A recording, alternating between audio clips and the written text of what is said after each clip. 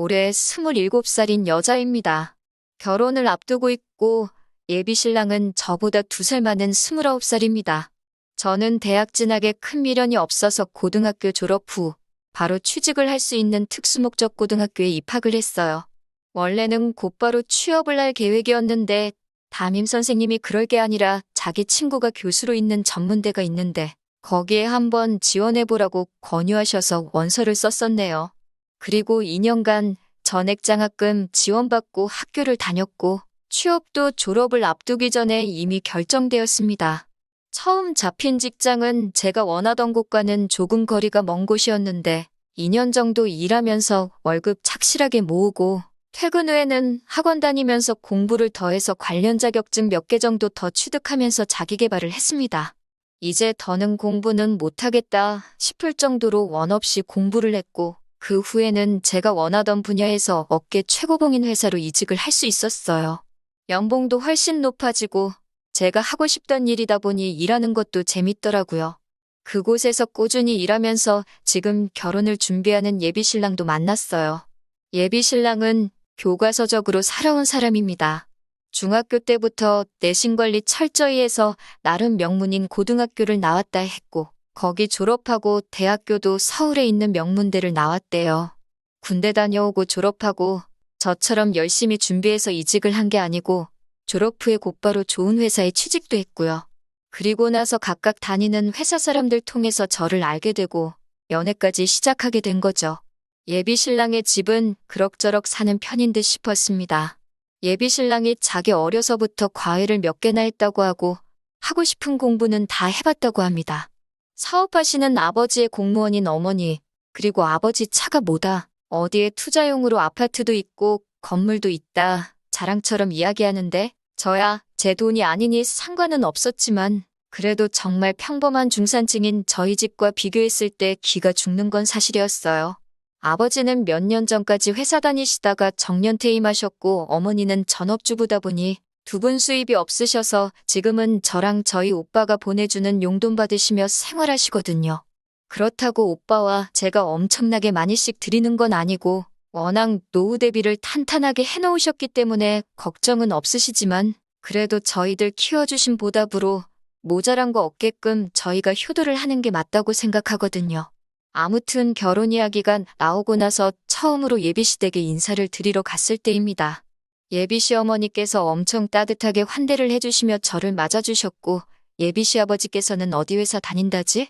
하고 물어보시면서 저희 회사 전무님 이름을 대며 자기랑 잘 아는 사이라고 본인이 아직 저희 나이일 때는 사업을 한 게 아니고 저희랑 똑같은 월급쟁이였는데 그때 자기 밑에 있던 사람이라고 아주 핫발이었는데 전무까지 올라갔다고 그놈 출세했다 하시며 말문을 트셨어요. 한참 분위기 좋게 대화를 하고 있는데 저희 부모님은 뭐 하시냐는 질문을 하시더라고요. 그래서 아버지가 얼마 전까지 회사 다니시다가 은퇴하시고 지금은 집에 계신다 했는데 그 말을 들으시곤 아버지가 어떤 회사를 다니셨는지 물어보시더라고요.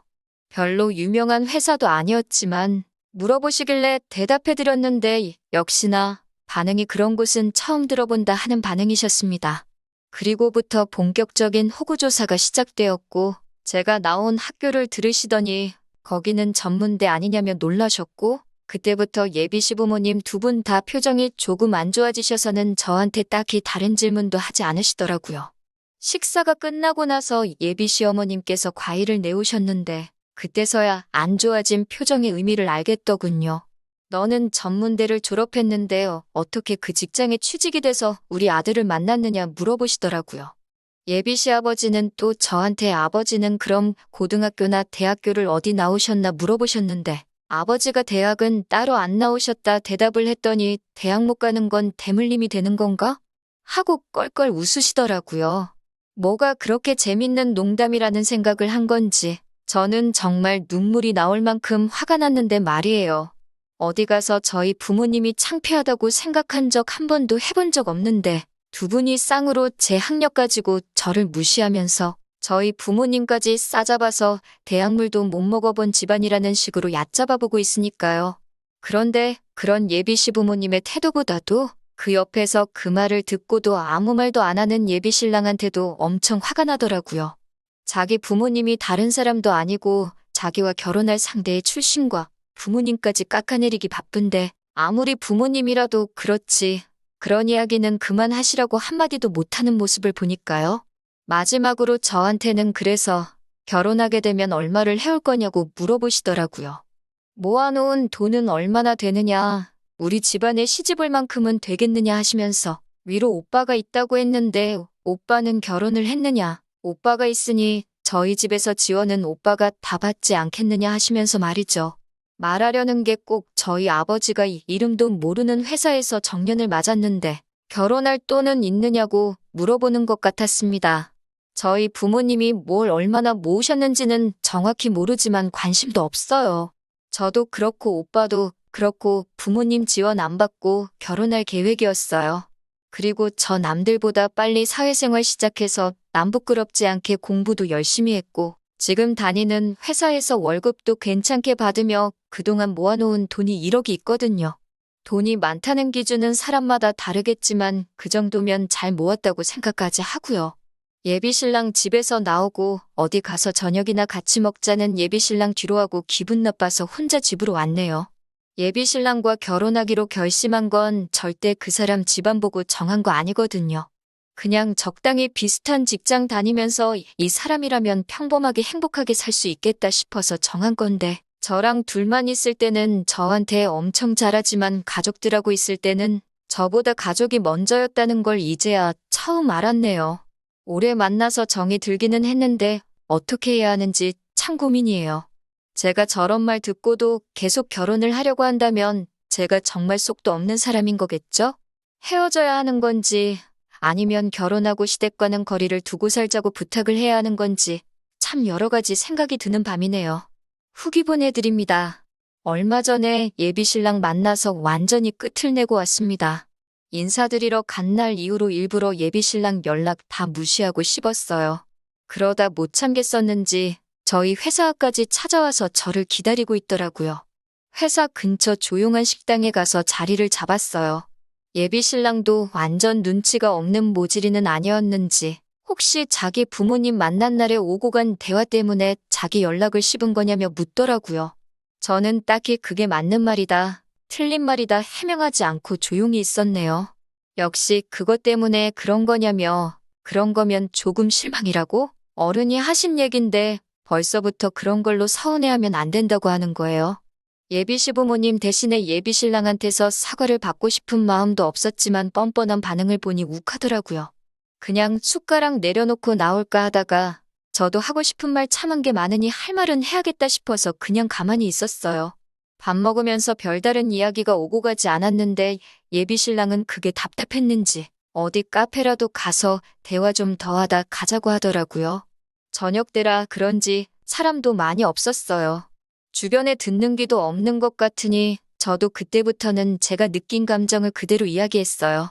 결혼하고 싶지 않다고, 오빠 집에 시집가면 나는 평생 사람 대접 못 받을 것 같다고, 오빠네 어머니는 나를 예비 며느리로 인정해주는 것도 아닌 것 같고, 쥐뿔도 없는 주제에 우리 아들 넘보는 가당치도 않은 여자로 보는 것 같다고, 그런 대우 받으면서 살고 싶지 않으니 결혼은 없던 일로 하자고요. 예비 신랑은 제 말에 뭔가 뉘우치는 표정이 아니라 아주 일그러진 표정으로 저한테 씩씩대더라고요. 자리에서 벌떡 일어나더니 씩씩대면서 제 팔을 잡아 끌고 차에 태웠어요. 차 안에서 노발대발하면서 너 지금 우리 부모님 욕하는 거냐고? 어디 그 말 한번 우리 부모님 앞에서도 해보라고 차를 끌고 자기 집으로 향하더군요. 제가 차에서 그만 좀 하라고 내려달라고 하는데도 제 말은 듣지도 않고 차를 달렸어요. 제가 중간에 못 내리게 일부러 더 달리는 게 느껴지니 저도 갑자기 어디 한번 끝을 보자는 오기가 생겨 더는 말하지 않고 집까지 따라갔습니다. 예비 신랑이 현관문을 부서져라 쿵 닫으니 시부모님이 그 소리 듣고 놀라서 아들 무슨 일이냐 하고 나오시다가 저를 딱 보더니 또 정색하는 표정으로 바뀌더군요. 제 손목을 잡아 끌던 예비 신랑이 두 분 앞으로 저를 패대기 치듯이 밀어버리고 어디 나한테 짓거린 말 다시 한번 해보라고 고래고래 소리를 지르더라고요. 저도 자세 똑바로 고쳐 쓰고 예비 신랑 향해서 도끼 눈을 뜨고 있으니 어머님이 어디서 눈을 그렇게 뜨냐면서 악을 지르시더니 어디 한번 우리 아들 앞에서 뭔 말을 했는지 드러나 보자고 제 앞에 팔을 꼬고 서서 서 계셨어요. 아무 말도 안 하고 노려만 보고 있으니 당장 말하라고 소리를 치더군요. 그래서 제가 조곤조곤 하나씩 있는 그대로 말씀드렸습니다. 저는 결혼할 생각 없다고, 헛똑똑이의 것만 어른 행세하고 있는 수준 떨어지는 사람하고는 결혼 못하겠다고요. 그렇게 말했더니 어머님도 그렇고 아버님도 그렇고 아주 양쪽에서 노발대발하면서 수준이 떨어지긴 뭐가 떨어지냐고, 수준 떨어지는 건 대학도 안 나온 너라면서 어디 배워 처먹지도 못한 것이 우리 아들한테 수준이 떨어진다는 말을 하고 자빠졌냐고 입에 담기 힘든 욕까지 섞어가면서 하더라고요. 온 가족들한테 둘러싸여서 조금 겁이 나기도 했지만 그래도 꾹꾹 견뎌내고 다시 한마디 했습니다. 어머님이 자식 공부에만 신경 써서 그런가 아주 예의라고는 단 한 번도 배우지도 못한 것 같다고. 학교 어디 나왔냐를 말하는 게 아니라 인품이 아주 수준 떨어진다고 했어요. 제대로 된 가정교육 잘 받았으면 아무리 자기 부모라도 결혼할 상대의 부모를 욕보이고 있을 땐 나서서 한마디 해야 하는 거 아니냐고. 그런데 어머님이 하는 말 들어보니까 어떤 가정교육을 받고 자랐는지 안 봐도 뻔하다고요. 그리고 한마디 더 붙여서 아, 예의 없는 것도 대물림이 되는 건가? 어머님도 예의가 참 없으신 것 같아서 하는 말이에요. 하고 똑같이 받아쳐줬습니다. 그 말이 끝나자마자 눈앞에 별이 반짝. 예비 신랑이 욱해서 제 뺨을 올려붙인 거예요. 저보고 말이 뭐 그따위냐고 미쳤냐고 하면서요. 제가 예비 신랑한테 맞은 뺨을 부여잡고 있으니 어머님도 기세가 등등해서 저런 배워 처먹지도 못한 걸 어디서 데려왔냐고, 저런 거랑 결혼하라고 그 돈 들여서 너 공부시킨 거 아니라고 예비 신랑한테 한 소리를 하더라고요. 저는 끝까지 물러서지 않고 한마디 또 했어요. 이거 보라고요. 방금 전까지만 해도 결혼할 여자였을 텐데 수세에 몰리니 손부터 나가는 거 보시라고. 이런 사람을 저도 어떻게 남편이라고 믿고 평생을 함께 하겠냐고요? 저나 저희 부모님 4년제 안 나왔다고 못 배웠다 하셨는데 꼭 좋은 대학 나왔다고 똑똑하고 품위 있는 건 아닌 것 같다고, 두 사람 다 엄청 수준 떨어진다고 아주 부모나 자식이나 다 똑같다고 한마디 했습니다. 예비 신랑이 저한테 다시 다가오길래 이번에도 그냥 뺨을 내어주기 싫어서 제가 먼저 팔을 뻗어서 머리채를 한 움큼 움켜쥐었습니다. 사실 그때 너무 긴장해서 기억은 잘 안 나는데 그렇게 힘을 세게 준 것 같지 않은데 제가 움켜집은 머리채가 집은 그대로 뽑아져 나오더라고요. 한 움큼 잡혀있는 머리카락에 저도 깜짝 놀라서 바닥에 던져버렸어요. 바닥에 흙 뿌려진 머리카락을 보니 한참 머리 자르고 있는 미용실 바닥만큼 뽑혔더라고요. 예비 신랑이 으악하고 외마디 비명을 지르면서 자기 머리 빠진 걸 보더니 화장실로 달려들어갔고, 어머님은 뒷목 잡고 쓰러지는 척 하더니 금세 저한테 달려들어서 어디 똑같이 당해보라며 제 머리채를 잡으려고 하길래 어머님을 그냥 밀쳐버렸어요. 제가 손대지 말라고 말하지 않았냐고. 저는 똑같이 되갚아준 거니까 너무 화내지 말라 했어요. 그리고 저쪽에 있는 아버님을 향해서 예의를 못 배운 것만 대물림이 되는 줄 알았는데 대머리도 대물림이 되는가 보네요 말하고 앞으로 보는 일 없으면 좋겠다 하고 밖으로 나왔습니다. 나오면서 저 사람 장가보내고 싶으면 치마폭에서 내려놓던가 아니면 평생을 품에 끼고 사시던가 둘 중에 하나만 하라고 말하고 나왔습니다. 문을 닫았는데도 적어보라고, 가긴 어딜 가냐고, 저보고 멈추라고 지르는 소리가 문 바깥까지 들리게 저를 향해 울부짖는 소리가 들려오더라고요. 정말 엘리베이터 타고 택시 잡으러 가는 길까지 긴장했던 게 한 번에 쏟아져 나오는 건지 다리가 후달거려서 죽는 줄 알았습니다. 제가 원래도 이렇게 맞서 싸우거나 하는 성격이 아닌데 말도 술술 나오고 어떻게 했는지 저도 놀랍더라고요. 긴장이 풀리니까 지나갔던 일들이 하나둘씩 생각나면서 예비 신랑이었던 그 자식 머리를 한 움큼 뽑아버린 생각을 하니까 아주 통쾌했어요. 덕분에 아주 꿀잠을 자고 일어났는데 자고 일어나니까 그 자식한테 여러 통의 전화가 와 있고 제가 전화를 안 받았으니 문자로 욕짓거리를 한 다발 보내놨네요. 우리 집에 무슨 짓을 하고 간 건지 아냐면서 앞으로 행동 조심하고 지 눈에 띄지 않게 조심하라고 하더라고요. 그래서 저도 답장 하나 해줬어요. 남은 머리카락이라도 간수하고 싶으면 너야말로 내 눈에 띄지 말라고. 그리고 이렇게 말하는 거 협박이나 마찬가지고 자꾸 이런 식으로 연락하면 경찰에 신고할 거라고. 진짜 한 번이라도 내 앞에 찾아와서 나한테 뭘 어떻게 하려고 한다면 진정 내가 가진 모든 걸 털어서라도 꼭 너 하나만큼은 콩밥을 먹일 거라고 했어요. 저한테 정말 남아있는 머리라도 한 번 더 뜯길까봐 걱정이 된 건지 아니면 정말 경찰에 잡혀갈까 걱정을 한 건지 제게 한 으름장과는 다르게 회사에도 한 번 찾아오지 않았어요.